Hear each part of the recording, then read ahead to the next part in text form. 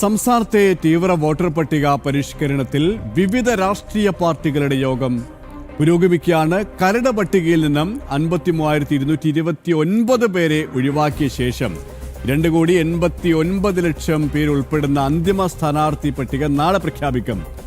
മരിച്ചവർ, വിദേശ പൗരത്വം നേടിയവർ എന്നിവരാണ് ഒഴിവാക്കപ്പെടുന്നതെന്ന് മുഖ്യ തെരഞ്ഞെടുപ്പ് ഓഫീസർ രത്തൻ യു ഖേൽക്കർ.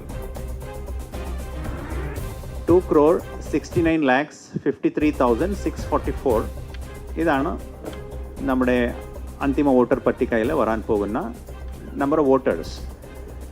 ഇതിൽ പുരുഷന്മാർ 1,31,26,048, സ്ത്രീകൾ ഇതിൽ 1,38,27,319, പിന്നെ തേർഡ് ജെൻഡർ 277. അങ്ങനെ പ്രവാസി വോട്ടർമാർ 2,23,558, സർവീസ് വോട്ടേഴ്സ് 54,110.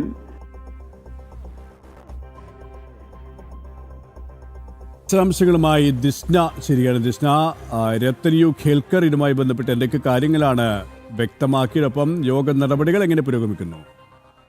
തീർച്ചയായും കെ പി സൂചിപ്പിച്ചതുപോലെ തന്നെ അല്പസമയം മുൻപാണ് ഈ SAMR ബന്ധപ്പെട്ട യോഗ നടപടികൾ അവസാനിച്ചത്. മാധ്യമപ്രവർത്തകർക്കും അതോടൊപ്പം തന്നെ വിവിധ രാഷ്ട്രീയ പാർട്ടികൾക്കും വേണ്ടിയുള്ള ഒരു വിശദീകരണമാണ് നടന്നത്. സ്വകാര്യ ഹോട്ടലിലായിരുന്നു.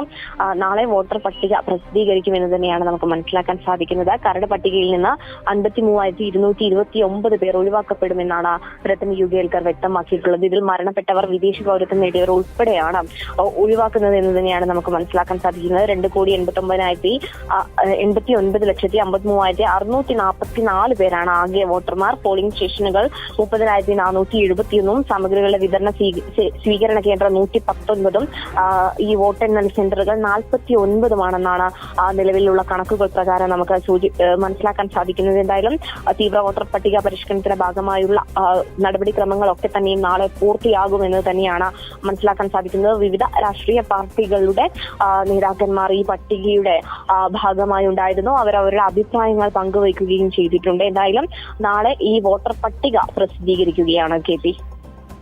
തിരുവനന്തപുരത്ത് നിന്നും ദിസ്ന സുരേഷാണ് വിശദാംശങ്ങൾ.